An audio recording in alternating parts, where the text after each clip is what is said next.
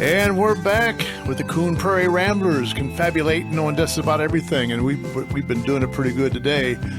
Luke, what you got over there for us? I think it's time for the proverbial if bomb. Here we go.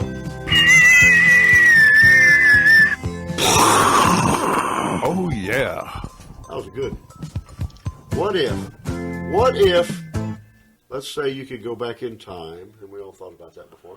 Go back in time to enjoy life back then. What would you appreciate more or do more of or be part of more that you maybe enjoy today that you didn't appreciate then? What would, because we've learned our lessons. We're older men now, but we've learned some lessons. What would we go back and appreciate more? I would spend more time with my grandmother, who was born in 1897. Wow. I knew...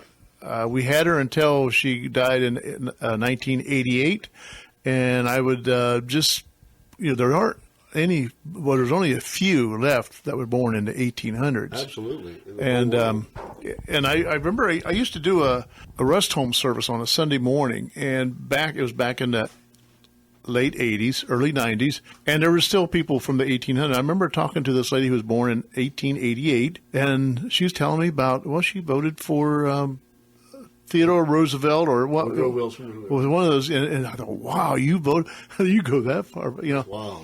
But I would appreciate the older people more and spend more time. I wish I would have spent more time or talked more about my, picked their mind, about what the old days. That's exactly right. I heard stories, but I was a kid and weren't interested in them, and I remember bits and pieces. But when I was, I was a teenager. My parents, for Christmas one year, got me a tape recorder. And I ran around with that thing, and me and my friends, we sang on it, and we did our own commercials and just stupid stuff. And I still have all these stupid tapes, but in retrospect, I would give anything to go back with that recorder. And my grandmother, who was born in 1906, was still alive then. And I would just sit down and, like you say, pick her brain and let her just tell all this stuff that I'm looking for on NowAncestry.com that's not out there. That'd be one thing I'd do. How about you, Casey? Well, I would just slow down and appreciate the tiny things, the little things. We were in a hurry to grow up, weren't we? We were. I mean, and there's no telling what all we missed. I mean, you hear people talk about stop and smell the roses. I don't think you can fully appreciate that. No, I didn't even see the roses. No. I ran right past them, much less smell them. And now, I see the beauty in a rusty nail. I can see beauty in a barbed wire fence. Well, barbed wire. I took a picture one day of a bunch of barbed wire. I mean, there was tons of barbed wire. And I was thinking, man, what the stories. I mean, this many years it took to get that much wire that kept being fixed around that post. And I thought, oh man, the stories. Who put that one on there? And, why? What happened to the one that was there before? What broke it? Why did they have to add another one to it? But little things like that.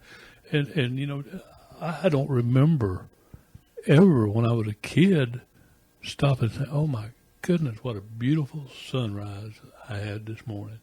What a beautiful sunset that I had tonight.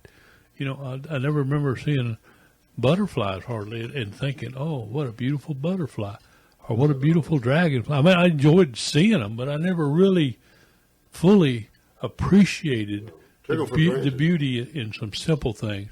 A newborn baby, hearing a baby cry, or just train whistles blowing. Well, you still hear them. Well, a lot of these things That's tinnitus.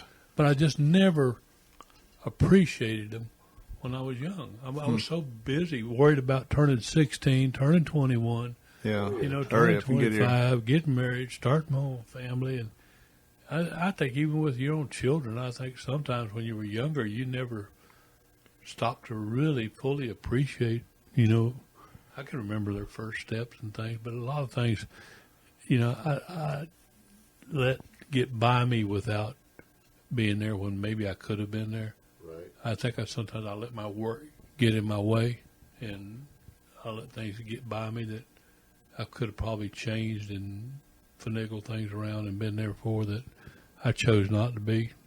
I don't say I chose not to be, but I didn't make as big an effort as I could have to be there. I mean, I remember, going to work on Christmas morning, Thanksgiving Day, and sadly to say, I didn't mind it, and I should have said, "Oh gosh, I don't want to work that day." But it never hit me that way. It never hit me like, "Oh my gosh, I don't want to work on Christmas Day. I want to be home with my family." And now I wish I had have said. Well, now with grandkids, it's almost like getting a second chance. It is. I think we get that like, second chance sometimes, and thank God for it, because I'm able to enjoy my grandchildren better than Right. I did stuff with my kids, but now I can think back on 100 other opportunities or more that I let slide that could have, would have, should have done. Mm-hmm.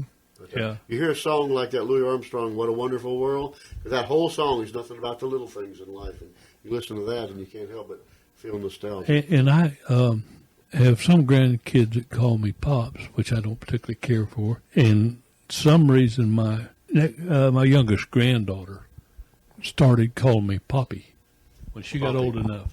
And that's the other thing, but that's a whole other story. I think you'll let your grandchildren decide what they want to call you on their own. Well, mine did. I Don't tried. make up a name for them. Don't. tried, but they And a lot of women don't want to be called grandma, so they want to be called whatever. They come up with all Mimi these or whatever names. But anyhow, let that child Granny. work their way in to find out.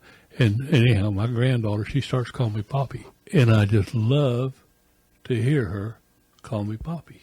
And now her little brother picked up the same thing from her, calling me Poppy, and I love that name because She named you. she named me Poppy, and I think when my kids were young, I would have probably never stopped and just slowed down and enjoyed just hearing the name that they call me.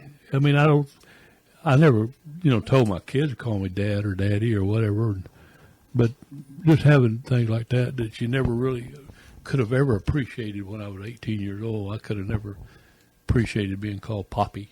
That's true. But we had a lot of fun as kids or whatever. But you think back, and if I could just go back and be with my friends and maybe go to this old swimming hole one more time. Oh yeah. And I think it's like we took it for granted and sort of believed that it would always be there for us. It would always be here with us. And it took people for granted, too, because a lot of them are gone. Would you went back for a sand spur fight? If I could go, I would. I tell you what, you don't want to go back. You don't want to have a naked sand spur fight. This buddy of mine who just passed away, Guy Labrie, the barefoot artist, some of you may have heard of him. He said they used to go skinny dipping. He was raised down in Dania, Fort Lauderdale area, and he said they would go skinny dipping or whatever. They'd be running around naked, playing a lot like that. Because he grew up around the Seminole Reservation. He spent a lot of time with them, and he said they would take these sand spurs and have these sand spur fights. But the worst thing was to run it behind somebody and just sort of whack it into the crack of their behind and pull it straight up because you're pulling all the sand spurs off, and that's where it's stuck. I can't even think about that. I've been in a lot of sand spur fights, Oh yeah. but usually I might have had my shirt off, but I was never naked in one. No, not going to happen. And I don't think I would have been involved. I think I'd have been. They had a sand spur wanting to fight with me, and I had a ladder dart. That's what I'm talking about. Game over. I just can't even imagine it. I can remember. You remember the green ones itched, Yeah. or it was me. They made me The green sand spur. itch real bad. And the brown ones would break off. Oh yeah, they were. were stuck Each with one it. had their own Yeah. style of misery to them, but Oh, yeah. I don't think I could ever went back and enjoy that too. More If proud it would of get me you. back there for the day, I couldn't do it all day. I'd go back and do it, and if that'd free me up I'd go back for a cow manure fight because we used to have them things regularly. Oh my goodness, we had fun with cow manure. But they were usually dry. We started with the dry ones. You could fling them like a frisbee or whatever, but pretty soon, after you've been hit a few times, they start getting softer and softer. And you say it's on now, Yeah. that's when you just grab it and it runs between your fingers, and you're just slopping it on people. Been there and done that. Get it all in your hair, your eyebrow. I hit one guy in the mouth. He had his mouth wide open one time. You know who he is. Too. He was right in his mouth. That took him out of the game. He was done. We had a lot of those cow manure fights back. We must have grown up poor. We had sand spur fights and cow manure fights. Well, we grew up poor, but I never knew it until later on in life when somebody Right. told me. We had pastures on all four sides. I of our enjoyed the 10 poor- acres we grew up on. So I enjoyed the poorness. that's right. But we were rich in many ways too. Oh, to hear the whipwills at Lord, night, watch yes. those sunsets going down behind the pines and the palmettos out there. and just get a cane pole, go to the. It was good for you. fishing It hole. was good for our imagination too. I mean, you made up your. Nobody had to. Nowadays, we don't have anything to do. Right. That's because you've been dependent on somebody else all your life to entertain you, and you never were in a situation where you had to make up your own games and play and Right. pretend. For the Learn to most part, pretend. for the most part, their imagination is untapped. We made ramps for bicycles to jump off of. We did, like fools. Put playing cards in our bicycle spokes spokes. to make a noise like we were riding motorcycles.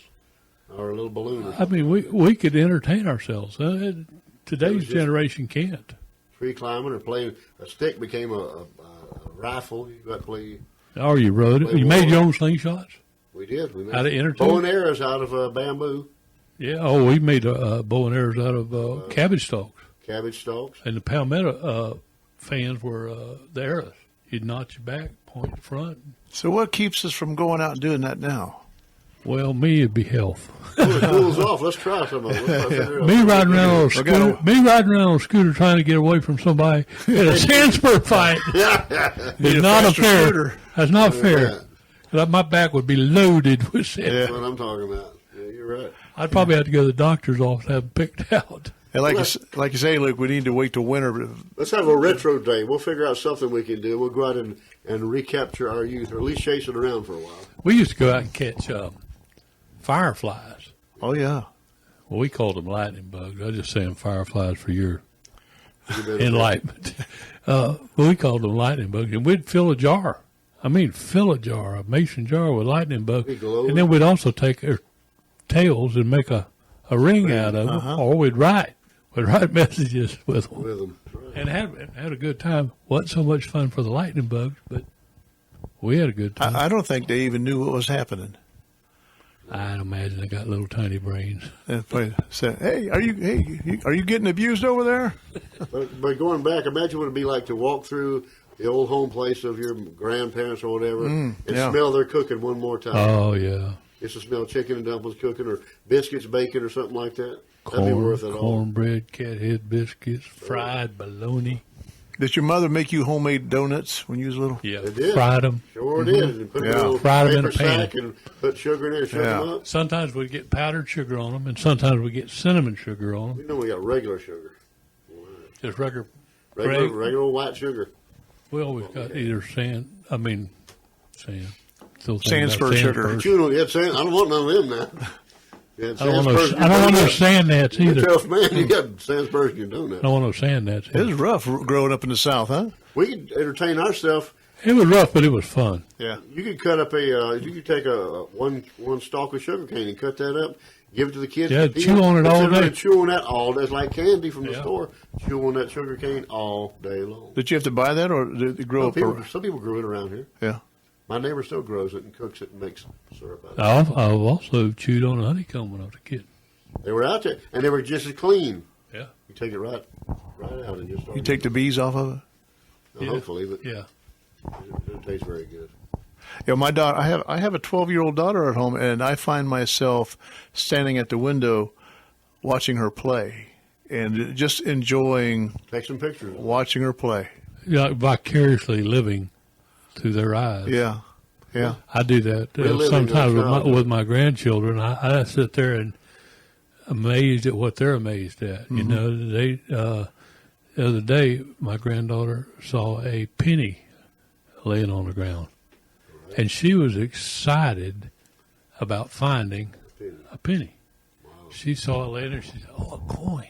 And then right after that, we're sitting out on the porch early. They'd spent the night with us. There's three of them, and she's the last to go to sleep and the first to wake up. And she was out there on the porch with us while we were drinking our coffee. We was out there trying to keep from waking them up, but she gets up early. So she finds the penny, and then she looks over and she sees a yellow flower. And she pulls it and gives it to her grandmother, That Nina. was a big thing for her. Oh, God, she was thrilled. Nina, this is for you. That's better than any bouquet. Yeah, and she smelled it. And then she held it up Of for course. my wife to smell. And I mean, it was. She gave her, at that moment, what she had. She gave her everything she And had, that was worth more than anything she could have bought in Oh, the it store for was. $1 million. but she didn't give us the penny. She kept the penny. It's the little But it things. is, yeah, the little thing like you say. You enjoy watching your daughter play, and just I love to be with them when they see something for the first time. You know, when they see Yeah. something that amazes, and you know we lose that sense in our old age now. We've seen it all, done it all. Yeah, and sometimes we lose that sense of amazement that we had. And we go back now talking about what if we could go back and enjoy those things, but also what if little Ken could come back to this day and just be amazed like I would seeing the first time I ever saw a shuttle launch. What if I could just see a lot of things and just be amazed Yeah. instead of just enjoying the beauty Our of things? age, I mean, I think that we've necessarily seen it all with our own eyes, but it's right there available on the internet. So basically, you've seen everything in the world is right there, and we're not we don't wonder about anything. It takes a lot to amaze you anymore. You're right. But yeah, it's wonderful to watch through the child's eyes. Oh my goodness. Well, We pretty well shot that hour. Yeah. Well, I don't think it was shot. Oh, it was a good hour. Filled it. It was a good hour. We filled it. Yeah, we talked about a little bit of everything. So we'll be back again next time. Guys, be good in the meantime. Keep listening. Don't do anything we wouldn't do.